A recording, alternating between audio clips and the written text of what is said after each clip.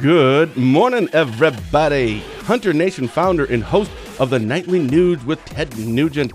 Keith Mark is our very special guest today, Friday, March 24th, 2023. For DrydenWire.com, I'm Ben Dryden, and we are streaming today's live show on our Facebook page as well as on our YouTube channel. So however you may be watching, welcome and thank you for joining us.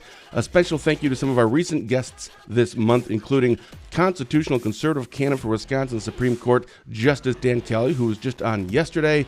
I think actually for the third time he was on.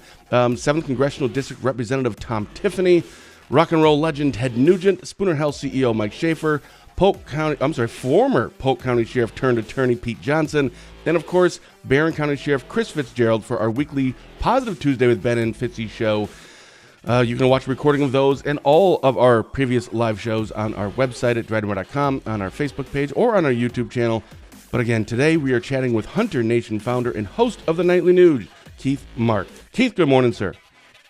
Good morning, Ben. After hearing that lineup of guests you've recently had, I'm trying to figure out what you are doing chatting with me. That's quite a lineup. Oh, man, I love it. That's awesome. And so this is always my favorite part when we have a first-time guest on, and I don't really like to learn much about them before they come on because I kind of want to learn at the same time as all of our other viewers are learning about, a guest. Don't know much about you. I literally had to go and just Google your name about 10 minutes before the show and go, okay, okay, Hunter Nation, okay, got it. So I can't wait to learn about you. Thank you so much for agreeing to come on. We had like one conversation, and that's literally all I know about you. So before we get into Hunter Nation founder, the Nightly Nuge, and all of that, for people who may not know you, tell us about you. You know what, Ben? Been hunting all my life. I own McMillan River Adventures, which is the best moose hunting outfit in the world. We have 28 of the top 40 Pope and Young moose we've killed up there. I guide moose hunts, grizzly bear hunts, stone sheep hunts, mountain caribou hunts. We have the moose archery and muzzleloading world's record. We have the mountain caribou muzzleloading world's record. So big time hunter, and best friends with the Motor City Man, who you've had on there. I do a nightly podcast with Ted called The Nightly Nuge, 6 days a week, which that is a handful in and of itself. People often ask me, Ben, they say, Keith, what is it like doing the Nightly Nuge with Ted Nugent? And I always say it's kind of like the guy that invented the Chatty Cathy doll. All he did was pull the string, and then Chatty Cathy goes for it, Yeah.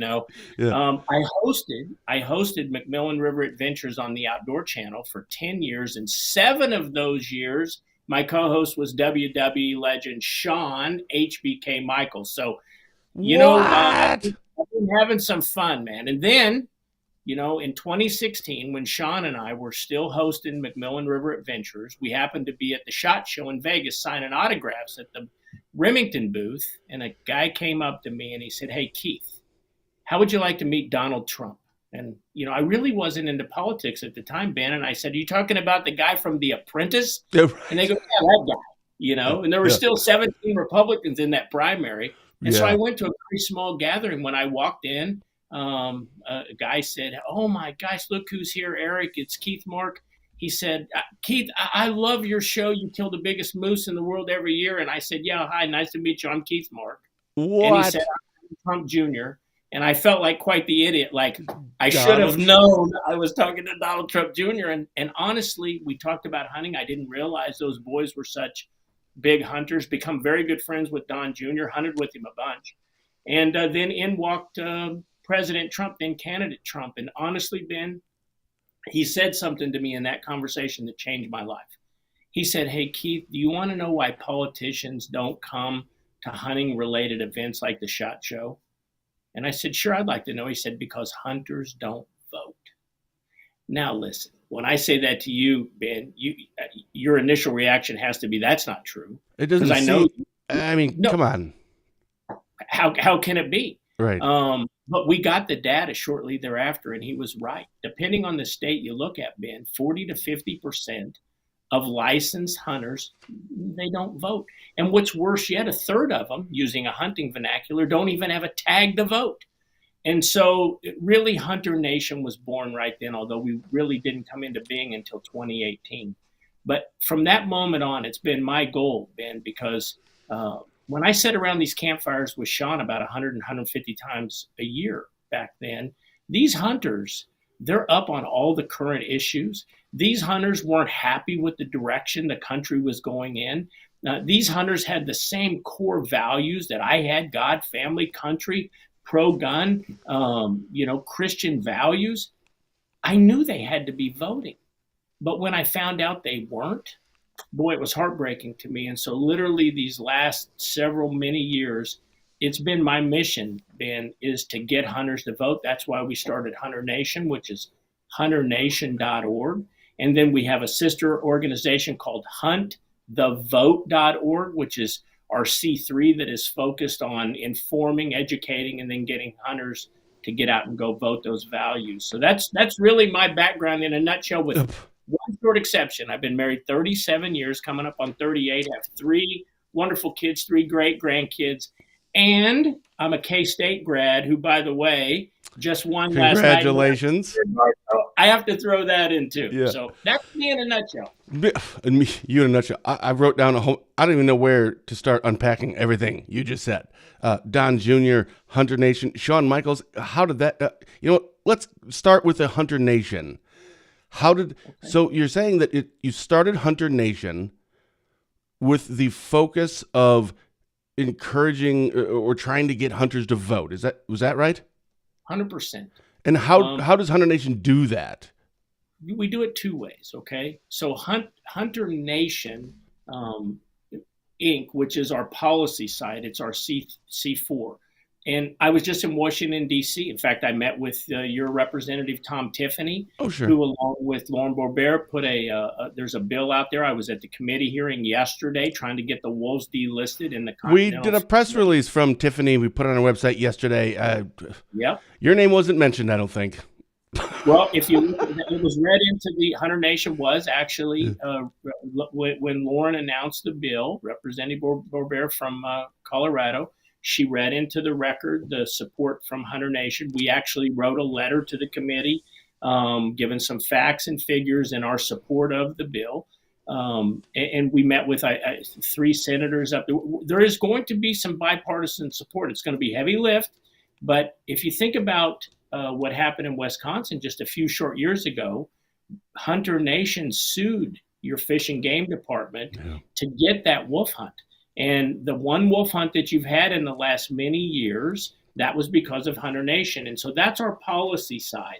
And that's to earn the trust of hunters, to let hunters know who we are, to brand us as the unified voice for the American hunter, to let the Wisconsin hunters, the Pennsylvania, Michigan, Georgia, wherever they are, let them know that we're there to fight for your rights in your state. There's a lot of great organizations out there, Ben, from ducks to elk to mule deer to sheep to everybody, and they're doing a great job when it comes to one particular species or one particular region. Hunter Nation is that one group that's out there fighting for the hunter. And that's what we do with our policy side. That's, again, why I was, getting my alligator boots all dirty from the swamp up in D.C. And then the sister company, the sister organization, huntthevote.org, that's where we actually message our members and those out there on the value of voting. So that's kind of how they work. I'm going to look that up right now on my phone. Huntthevote.org. I haven't been to that one. So for people who don't know, you're saying that you were just in D.C., and I had just said that we put up a press release from Tom Tiffany yesterday. For people who don't know what that is, what is this about? Obviously wolves, but what was that? Well, think about this. In 1975, the endangered, we're actually 73. This is the 50th anniversary of the Endangered Species Act. And they put the gray wolf on there along with the grizzly bear because their numbers in the continental 48 states had dipped. And so they set some recovery goals that they wanted to meet in the Great Lakes area. Take your great state of Wisconsin. If the wolf pack was within 150 miles of Minnesota, then you needed, or 100 miles from Minnesota, you had to have more than 150 wolves in your state. If it was outside of 100 miles, then just 100 wolves. You exceeded those goals in the early 2000s. And during this 12-year period of time, Ben, your deer harvest in Wisconsin has dropped by 40%. Think about that for a minute. 40% less hunters are putting the pure venison on their table. And you ask why? Well, the reason why, Ben, is because at the exact same time, the wolf population in Wisconsin increased, I should use the word exploded, by 240%. Ooh. And so you now have nearly 1,000 wolves, 10 times the quota limit in Wisconsin. And so what Representative Tiffany is trying to accomplish up there in Washington, D.C. is to allow the states to manage their wildlife, like the state manages your deer herd, your elk herd, your pheasants, all of the wildlife within the borders of Wisconsin are managed by your most of the time capable Fish and Game Department. I have to add that caveat because they actually slow played us when it came to getting the wolf season done. And that's why, I really wanted to come on your show today, is because how did we accomplish that wolf season? Well, because your Fish and Game, the bureaucrats, your unelected people in Wisconsin just made the decision they weren't going to do what the law told them to do. We had Hunter Nation filed a suit. It went into the courts. Who decided that? Judges. And that's why if these hunters that are sitting out there and they're upset that their deer harvest is down, they're upset that their gun rights are under attack, they're upset because a lot of their traditional values are under attack, their right to speak, worship, and actually even work during COVID lockdowns are all under attack. Well, my friend, that's on the ballot up there April 4. Because if you guys don't pick right, if you sit at home with apathy and don't go vote, listen, 30 years of conservative right building and value building in Wisconsin is going to be gone overnight, my friend. Renee had just commented, I just voted for Wisconsin's wolf hunt where Wisconsin can manage their own hunt or no hunt due to Mr. Tiffany. So I am not a hunter. I'm like the only person in Northwest Wisconsin who doesn't like the Packers or doesn't hunt. I don't know why. I just, it's fine. I'm glad other people do. So when it comes to the wolf population and the reasoning for having it, the deer population, so is that a part of it? So if you had to put in like 2 or 3 bullet points for people who, like myself, who I don't, there isn't a wolf outside my house. Now, granted, I live in town, but it's a small town. I don't really see wolves and I don't really see deer, but I know of all these things.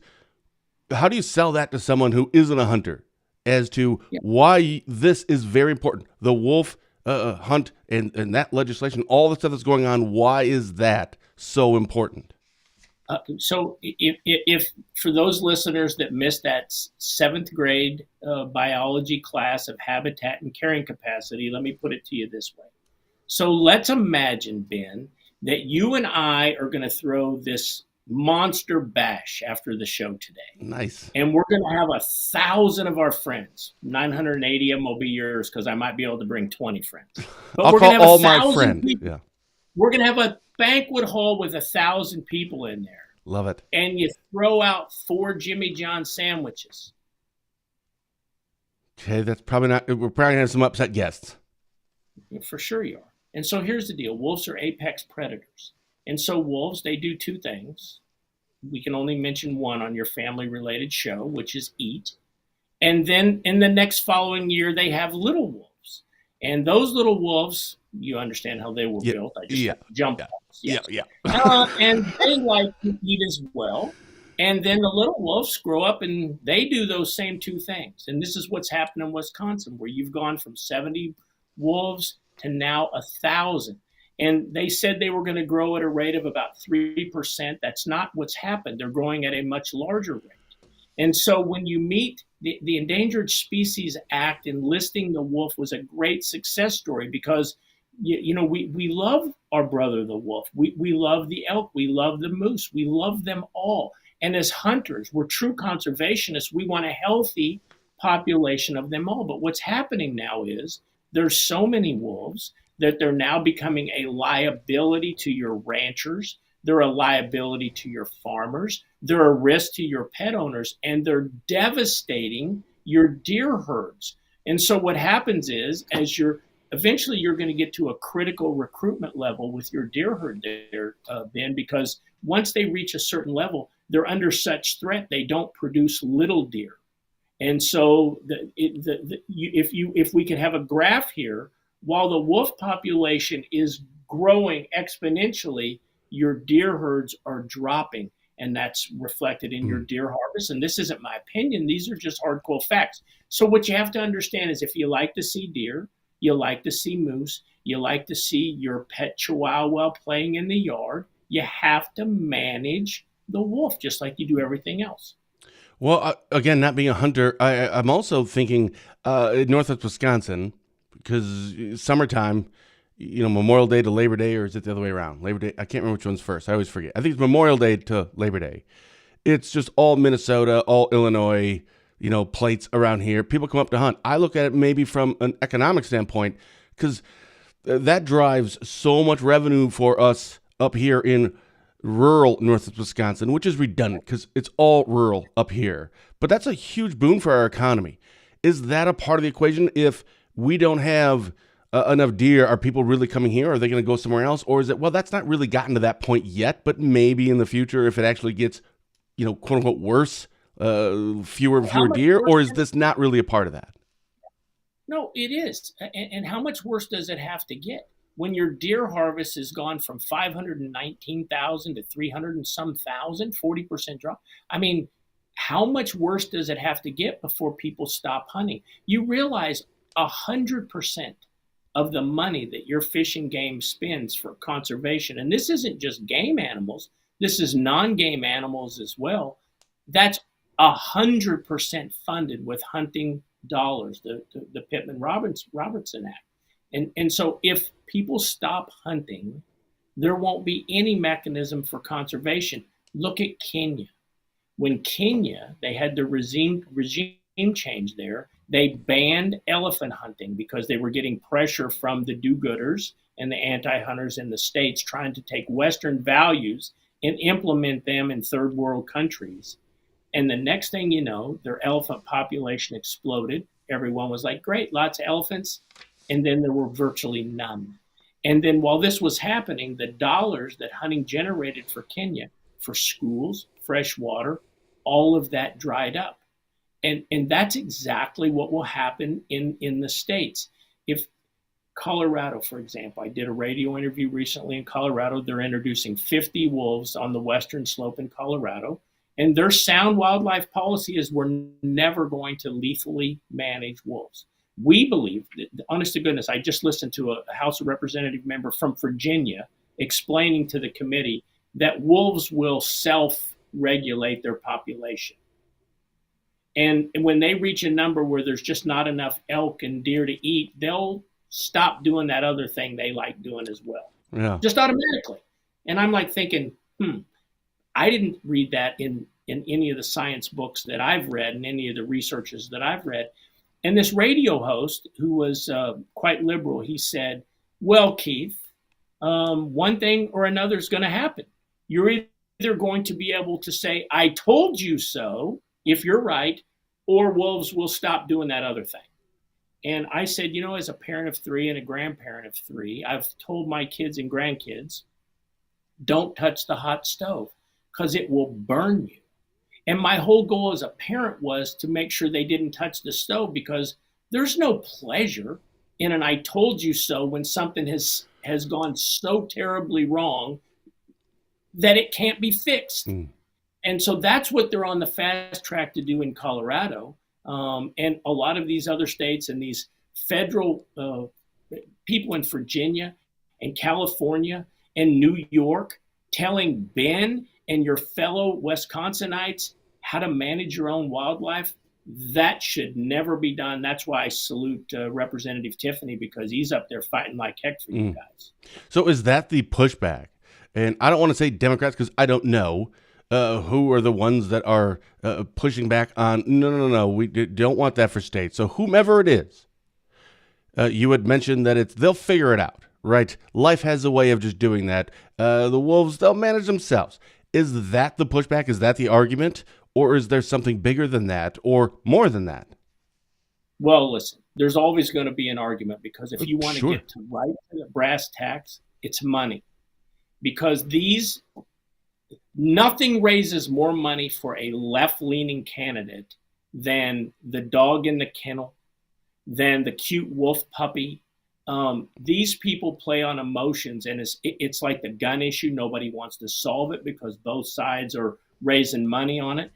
Our grandkids are going to hear the abortion argument because no one really wants to solve it, because they're both sides raising money on it. And the problem here is something that is so perfect, which is conservation. It shouldn't be political. It shouldn't be partisan. What should happen is people should look at the numbers. Wisconsin is supposed to have 100 wolves. We have 1,000 of them. We're supposed to have this many deer. We're having very much less of that.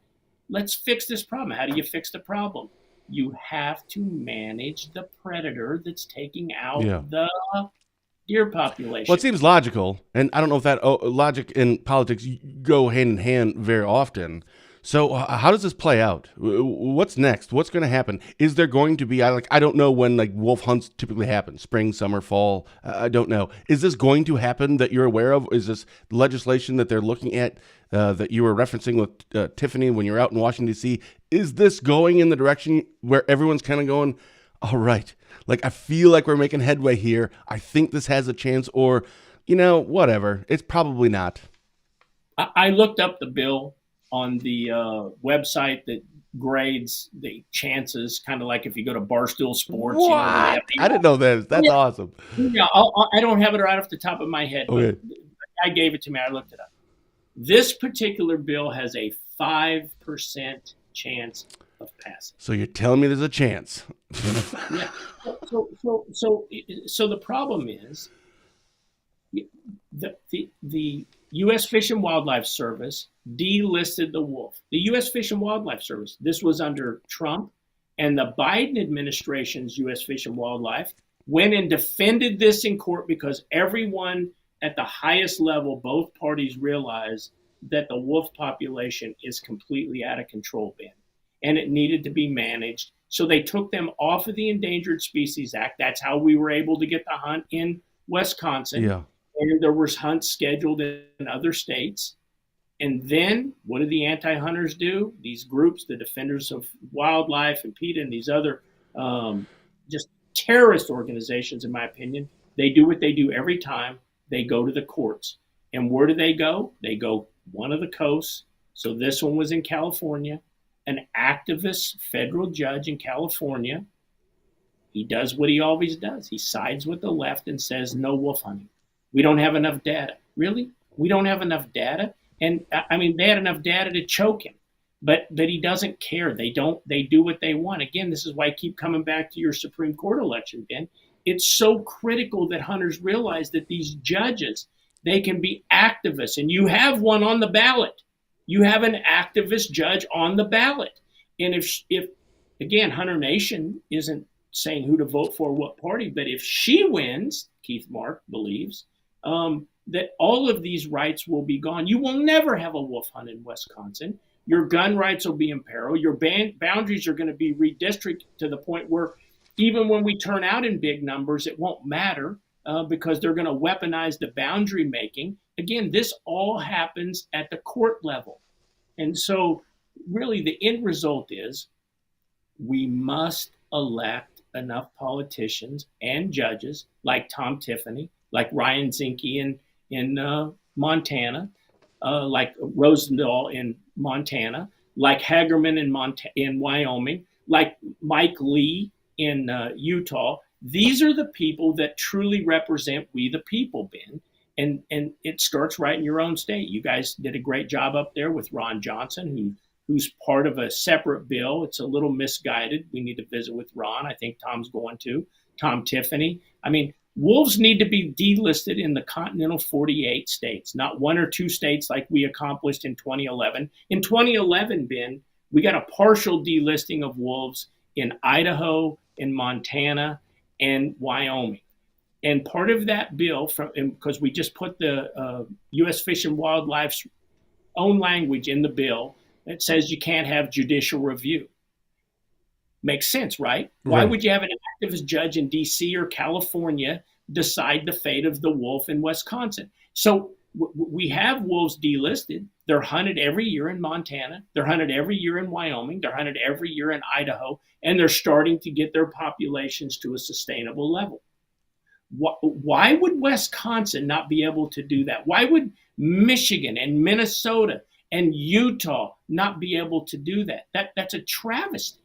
And so, again, you got to vote the right people in, Ben. And if you don't, thanks for not voting. Because then when somebody's limiting your gun rights, somebody's not allowing you to hunt or worship or speak the way you want to, the enemy thanks you. Mm. I've always been a proponent of. I think some things should be federally done. I totally get that, and I think there's sometimes like we're one country, but most of the times we're 50 states. And I've always liked the idea of keeping it local and here. And even in our own state, in Wisconsin, it's still different. I mean, Milwaukee, if you had the conversation about gun control, it may mean something different in Milwaukee than it does in, Spooner, Wisconsin. It's a different thing, but at least it's better than talking about the needs or views of someone in California or New Jersey versus Eau Claire, Wisconsin. They're wildly different. So I kind of like the idea I always have of states having a little bit more, here's what we're going to do. And then everybody can, be upset about whatever decision they decide to make, but just, in the state. So Hunter Nation, how many states do you represent? Is it all 50? Yes. So, okay. So when you first started it, how long did it take for this to take off? Or was it, man, there was a hole, we filled it, and we were even surprised on how fast it took off? Well, listen, it's taken off quite quickly. But we only started in 2018. You want Right. to talk about grassroots? I mean, Paul Revere just left this town, and he's on his way to another town today. And that's really what we're doing, Ben. This is truly a grassroots army, and that's what it's going to take the country back. So talking about, I think you froze. No, Renee. There you're back. Okay, sorry. Shoot, now I lost my train of thought. Boy, you know what? I just had something. I thought you froze there. You were talking about how we grew. You were talking about how Hunter Nation has grown. Yeah, and it's grown obviously pretty fast. What does that look like? Is it? Well, obviously you were just in Washington D.C., so Yes. people clearly are starting to take Hunter Nation seriously, and maybe they have in the past. So is this moving the needle in, you had mentioned Idaho, Montana, and Wyoming. You got some things kind of done, right, moving it along. And now you're coming on, well, here in Wisconsin, that's where, we're hosting this from, and we have a Supreme Court race. Is Dan Kelly, now again, not Hunter Nation, as you pointed out, you're not speaking for Hunter Nation in the that aspect, but is it Dan Kelly has come out and said, I'm going to do this or I'm going to do that? And that's why you're endorsing or supporting Dan Kelly? Yeah. So let's talk it in two ways, Ben. So what Hunter Nation does is that we inform our members and the hunters of the state that we're targeting at that time, which happens to be Wisconsin at this moment. We want to make sure they're informed with what's going on from a policy standpoint, from a position standpoint, because believe this or not, don't let me fool you, Ben. Most hunters are actually pretty smart. And you don't have to tell them who to vote for. You just need to tell them where the candidates stand. And they know who represents their values. They know who represents God, family, country, pro-gun, traditional values. The problem is, it's not that they don't know who to vote for, it's just getting them to go vote those values. Vote, right. And so Hunter Nation is kind of trying to make sure we push them to get out and do the voting, okay? That's what Hunter Nation does. Now, Keith Mark personally, here's how I decide how I'm going to vote. I rank my issues: God, family, country, guns. I'm very America first. I'm very pro-American worker. And so I list where these candidates stand. So Keith Mark personally, when I took a look at these candidates, Janet Prosewitz and Dan Kelly, and then I looked, where do they stand on the traditional values? God, family, country. And it's not even a close comparison up there. I mean, you have an activist, soft on crime Janet, again, this is Keith Mark. She's an activist. She'll use the pulpit as an activist. She's said she wants to redraw the boundaries up there. Why does she want to redraw the boundaries? She wants to put her thumb on the scale to make sure that liberals win in all the districts. And people just, if you don't grasp this, so a lot of people, they go to the polls to vote abortion. Well, if abortion's your issue, whichever side you fall on it, Janet, Soft on Crime Janet, is her largest contributors, Susan B. Anthony, the biggest proponents of abortion in Wisconsin and really all across the country have dumped money into her candidacy. The largest pro-life groups are behind Dan Kelly. I'm not going to tell you what your values are, Ben, or your listeners. You decide. To me, it's a simple deal. Look at the gun issue. Dan Kelly has always come out strong in defense of the Second Amendment. I think Dan Kelly's belief on gun control is like mine. Practice so you can control where your bullet hits when you pull the trigger. And that's what the Second Amendment is. I should have the right, not infringed. Dan Kelly is a true conservationist. Janet, soft on crime, is not. And then we talked about, the other issues of the redistricting. But I saw recently on Twitter yesterday, I believe it was, there's these allegations that are out of a family member of soft on crime Janet that said that she had whacked, and I don't want to get into the family dynamics, but had whacked an older gentleman. And I said yesterday to one of my hunting friends in Wisconsin that if you hunters don't get out and go vote, you think that old man took a whack, she's going to whack your right so far you won't see him for another 30 years, Ben. And so that's Keith Mark personally. And so Hunter Nation is a grassroots organization. It's like Paul Revere. It's like our founding fathers, the original patriots, Ben. The way the word was spread was in taverns and churches and bowling alleys. Well, maybe they didn't have bowling alleys back then, but we do now. Their taverns are our bars. And, our friends and our family, we need to spread the word from person to person, man to woman, woman to man. Can I say that anymore, Ben? I'm not 100% sure. This might get banned on Facebook. I'm not sure. Is that allowed, he, she? I don't know. However you pass the word among people that you associate with, make sure that your friends know that all of these values are on the ballot. And the cool thing about Wisconsin, Ben, is April 4 is your vote date. You can early vote right now. You can go out and early vote. Oh, wait a minute. I don't even have a tag to hunt. No, I'm not registered to vote. Wisconsin, you can do it day of voting. So get out, register, and go vote. So I went to Hunt the Vote, right? And in here, when I scroll down a little bit, it says 50% of hunters do not vote. So that's what you were looked at when you were talking about Don Jr. and it was Donald Trump in 2016 who said, here's why nobody shows up to these things, right? Because hunters don't vote. That's why politicians don't really get involved in this stuff because whatever. That's how it works. That's politics. But is that so on your website now or on Hunt the Vote is 50%? So if that was the kind of the number back in 2016, 2018, does that mean that we really haven't gotten that number down? I mean, is this becoming effective at all? It is becoming effective, and we'll be updating that after we get our data back from the 2022 midterms. But what I can tell you in Wisconsin, more hunters voted in Wisconsin in 2020 and again in 2022. I think you had a very close Senate race up there. I do believe that the American hunter, the Wisconsin hunters were the difference makers in that election. So we are now turning out hunters. Let me just say it bluntly, Ben. Resources matter.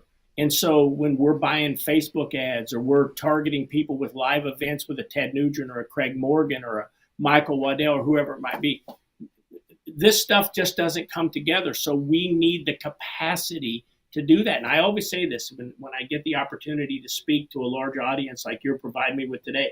If you're somebody up in Wisconsin or somewhere else listening to this DrydenWire today, which I know you have a large audience, if God has blessed you to the point where you have some extra resources and you love what we're talking about here, God, family, country, and our traditional values like hunting and gun ownership, go to hunternation.org and join us. Become a member. become a life member. If you have a little extra coin, be a donor, because that's how we do it. And we're actually heavily now involved in this Wisconsin situation leading into April 4. We are going to unleash our troops up there. I think you have interviewed Ted Nugent. I'm sure Ted told you a little bit about Hunter Nation and HuntTheVote.org. I mean, he's our national spokesperson. Ted's been my best friend for 25 years. Him and I really came up with this idea of how we were going to do this to get hunters to go out and vote. We're both committed to this. Hunter Nation is going to reach as many hunters as we can in Wisconsin, just like we did in 2022 for your Senate race. And God willing, our message is going to resonate. It's going to hit the ears of people, even like you, Ben, that may not be hunters, but do love the traditional conservative values that we stand for. And you will get to the polls. Your friends will get to the polls. We'll take our wives, take our friends, take our husbands, and go vote our values. That's all. If we do that, Ben, you're going to have me back on the show April 5th, and you're going to say, damn. And I'm going to say, yeah, hold my beer, buddy. Because this is what it's going to take. Yeah. This is really what it's going to take. And that's why we are a grassroots organization, because I believe America is the greatest country. And the way we're going to save it, Ben, is through grassroots. If somebody went to HunterNation.org and want to be a member, so like myself, don't hunt, but I totally get the need for all of this stuff. And what does that mean? So if you're a hunter, I totally get it. What if you're not a hunter? Or maybe it doesn't really matter. You're a member. What is it required? Is a membership here's $10 a yearly thing, or whatever it is? Yeah, there's an annual membership. There's a family membership. And then what happens? So you're a member, you just get like some newsletters. What does it entail? Yeah. Well, you'll get some newsletters, because our whole deal is we want to inform, our people on the policy stuff. And look, we are a hunting organization. We have a newsletter getting ready to come out here the 1st of next month. And there's some awesome turkey tips in there from Cuz Strickland. Nugent wrote an article. Jana Waller wrote a great article about hunting turkeys out west. My son wrote a cool tips and tech kind of article. I'm going to pin something. Again, might not be that insightful, but it'll be entertaining. Listen, and so you get all that hunting stuff too. We have raffles. You can potentially win a hunt with somebody cool like Donald Trump Jr. or Ted Nugent. What? There's all kinds of cool things we have going. And you get some swag too. If you get the life membership, the cooler, has a cool Hunter Nation logo on it. So yeah, you get some swag, but most importantly, you become part of a community that thinks and acts and talks and believes like you. And it's just like anything else, Ben. If you and I were in a bar this evening and we get in a fight and there's 30 people on the other side of us, you and I get our asses kicked. Likely. If we have 60 people with us, we win. The Concord Bridge, if only one guy would have shown up, the American Revolution never occurs. And that's just the truth. But what happened is one guy got 2 guys, got 5 guys. They rode from church to tavern, and more people showed up. And that's what we're trying to do at Hunter Nation. We're trying to build a grassroots army that can really make the difference in this country. Well, you're definitely going to have to come back on again because the show, we're almost at our time here, our normal time. But holy cow, you dropped some bombs here throughout this show. You're 25 years knowing Ted Nugent. I would love to know that backstory. Shawn Michaels, how do we not even touch on that yet? So you're going to come back and explain how in the world that happened. That's awesome. Don Jr., I'd like to know a little bit more about that. There's so many things. I could talk for like another hour. How many? So you had mentioned that you've been on some radio shows and in Colorado. How many of these things are you doing right now? Are you? Because I know you host the nightly Nuge with Ted Nugent. But do you do mostly hosting, or now is it as Hunter Nation you are more of a guest? And if so, how many shows are you doing? All the above. We do 6 nightly Nuges a week. I still do a show that airs called Great American Tales. It's not a regular show. We do a kind of a one-off that we do. I hosted a live show down from Dallas that was on the Outdoor Channel. And right before the election in 2020, my guests were my good friend Jeff Foxworthy and Ted and Shemaine Nugent. Waddell was on there. Don Jr. was on there. And actually, President Trump came on for a segment. So, I completely forgot to even write that one down because now we have Jeff Foxworthy and President Trump. Holy cow.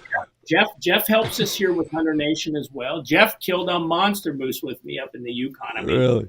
So these are all good people. And you know what we all have in common is these core values. You thought I was going to say hunting, didn't you?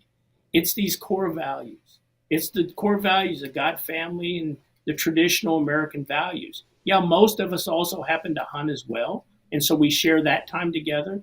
But it's really these core American values. And I love the way Ted says this all the time on the Nightly Nuge. If you're not a hunter, it doesn't matter.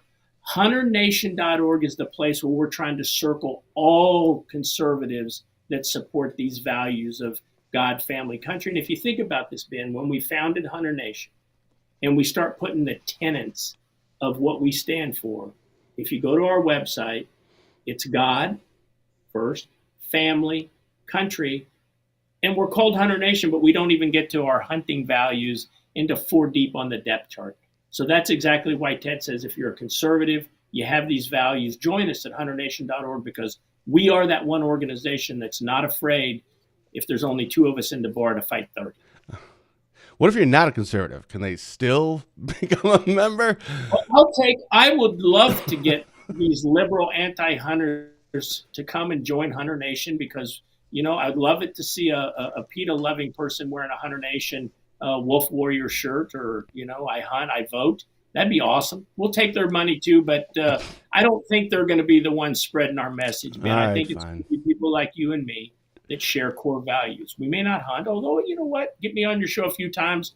I may get you out there. I don't know. So when Ted was on last, Ted, here's me. He's like, oh, you know, Ted. Ted Nugent was on last Friday, but he was on about a year and a half before. And I had mentioned that I wasn't a hunter, and that was ended up being like 15-minute conversation. And I said, I can't get past the whole field dressing thing. And he went into the details about, you know, and you've never experienced life until you pull out this and the blood's, and I'm like getting grossed out just listening to it. I'm like, stop talking. So I don't know. Someone else would have to do that. Yeah, Ted is like the Howard Stern of this side, right? He's a shocker. You know? Yeah, he's entertaining. This way, I actually have friends that don't hunt, you know, and but we do share these other values. Yeah. But yeah, I tell you what, doing the show with Ted, if you don't listen to the Nightly Nuge, you're really missing out because these current events, whether it's Hunter Biden, whether it's, you know, the Ukraine or the J6 issues, man, you want the straight talk. Ted Nugent brings it every single night. And honestly, this is how it's produced. Ted comes into the studio. He doesn't know what the topics are. He doesn't want to know the topics. Love it. I throw a topic out and he goes. And so my goal has been for the last couple of months is once a week or once every other week to pull something out so obscure that there's no way that Ted can talk intelligently on it. I pulled out a robbery in New York City where the guy had gotten the store owner had shot a perpetrator and went to jail. And I brought that story out and Ted knew his name. I was like, okay, I can see that. Throw the towel. He knows it all. Touche. Well, also, so I watched, I didn't know about that show until Ted was talking about it last Friday. So I've watched some, and I just watched one, I think it was early this morning, and it was about the bald eagle. Right. It was something about that in Honduras and not being, so that was just, you know, very entertaining and informative. And I think that's always a good show, right? If it's entertaining, but strong opinions and views, but also, you know, factually done. But, you know, you're giving a lot of credit to Ted, and I can certainly understand why. But don't sell yourself short, man. I've watched it now since I was aware of it. You do a great job hosting that. And you really do kind of tee that up, because a lot of times hosts want to be the stars. And you allow Ted to be the star. Now, first of all, I think anything he ever does, he's going to be the star because that's just the way that he is.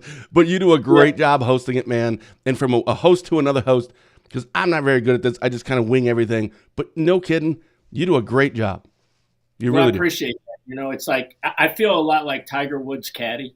You know, I just that's a great analogy. You know what I'm saying? I just give him the club and he hits it. I did that for 7 years with Sean. You know, we did McMillan River Adventures. I just gave Sean the club and he hit it. And I've been so lucky in my life, Ben, is that the guys that I've actually been able to hand the clubs to, like the Shawn Michaels and the Ted Nugents of the world, hit them perfect. And so, that makes the club hander. Yeah, I mean, you can throw out softball pitches, but if they can't knock it out of the park, it's, well. I've been very blessed in that way. Nice. I picked the right girl 37 years ago, and I've been handing her clubs ever since. It's just I've been very fortunate like that, and so I just really hope your listeners out there realize. And we joked around a little bit, we provided some information, Ben, but I hope they go to huntthevote.org and find out where, how, and the whole 9 yards to get out and vote in Wisconsin, April 4. Vote today. Vote. I mean, early voting is open now. You can register right up to the minute you pull the lever. And go to hunternation.org and join us. Be part of something bigger than yourself. Be part of something that's going to change America back to the America that we want it to be. I had this phrase on my mind. I just didn't know what. Something like, we need to make America great again. I don't know. It resonates with me. I just had that idea, Ben. Let's make America great again. Keith, it's been an absolute pleasure. Thanks so much. Yeah, you're definitely having to come back on because I have so many things I still want to ask you and talk to you about. We'll schedule another time for you to come back on. Keith, thanks so much. Yeah, pleasure will be mine. Thanks for having me, Ben. Have a great weekend and keep doing the great work you're doing up there, man, because it's really awesome. Thank you. Special thank you to our guest, Hunter Nation founder and host of the Nightly Nuge with Ted Nugent, Keith Mark, for making himself available and jumping on for a chat with us today. I'll see you right back here on Tuesday when Barron County Sheriff Chris Fitzgerald and I will be back for our weekly Positive Tuesday Ben and 50 show. Pretty sure we're going to be discussing swatting incidents that have been happening in our area school districts in the last couple of days in Wisconsin. So there's a lot to unpack with that. And next Thursday, March 30th, Senator Romaine Quinn will also be back for our monthly chat about all things going on in Madison and in the 25th Senate District. So until then, for DrydenWire.com, I'm Ben Dryden saying thank you for watching and have a blessed day.